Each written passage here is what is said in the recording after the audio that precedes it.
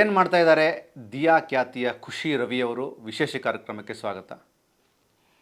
The great story of soda ಬುಟ್ಟಿ ಮೂಲಕ ಇಂಡಸ್ಟ್ರಿಗೆ ಬಂದಂತಹ ಖುಷಿ ರವಿಯವರು ಕನ್ನಡ ಚಿತ್ರರಂಗ ಕಂಡಂತಹ ಅತ್ಯಂತ ಪ್ರತಿಭಾವಂತ ನಟಿ.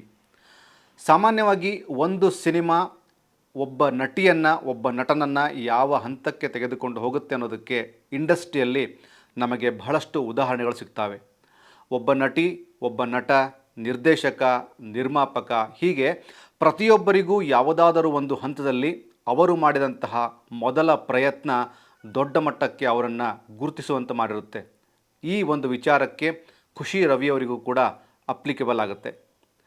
ಆ ಒಂದು ನಿಟ್ಟಿನಲ್ಲಿ ನಟಿ ಖುಷಿ ರವಿಗೆ ಬಂದಂತಹ ಮತ್ತೊಂದು ಗ್ರೇಟ್ ಅವಕಾಶ ಅಂದರೆ ಅದು ದಿಯಾ ಸಿನಿಮಾ.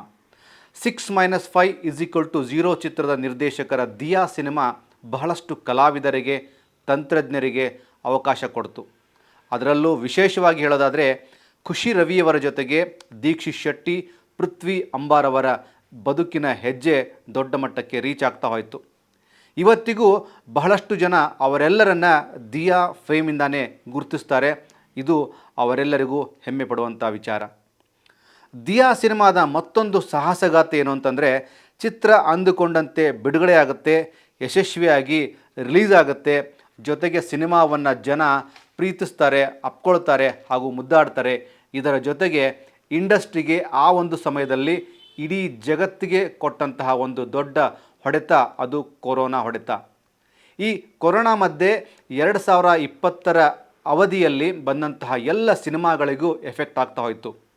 ಅಂದರೆ 2020ರ ಆರಂಭದ ಕಾಲದಿಂದಲೂ ಕೊರೋನಾ ಅಲೆಗೆ ಇಡೀ ಮನುಕುಲವೇ ಡಿಸ್ಟರ್ಬ್ ಆಗಿತ್ತು.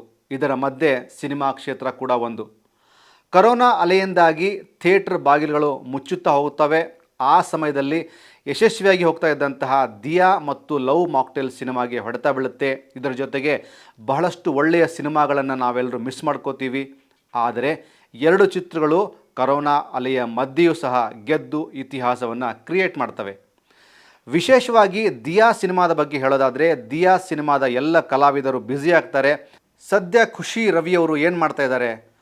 Full meals, son of Muttanna ಚಿತ್ರಗಳಲ್ಲಿ ನಟಿಸ್ತಾ ಇದ್ದಾರೆ. ಹಾಗೆ ಇನ್ನಷ್ಟು ಕಥೆಗಳನ್ನು ಕೇಳ್ತಾ ಇದ್ದಾರೆ ಎನ್ನುವಂತಹ ಮಾಹಿತಿ ನಮಗೆ ಸಿಕ್ಕಿದೆ. ಕನ್ನಡ ಚಿತ್ರರಂಗ ಕಂಡಂತಹ ಹಲವಾರು ಅತ್ಯಂತ ಅದ್ಭುತ ಪ್ರತಿಭಾವಂತರ ನಟಿಯರ ಸಾಲಿನಲ್ಲಿ ನಿಲ್ಲುವಂತಹ ಖುಷಿ ರವಿಯವರಿಗೆ ಆಲ್ ದ ವೆರಿ ಬೆಸ್ಟ್.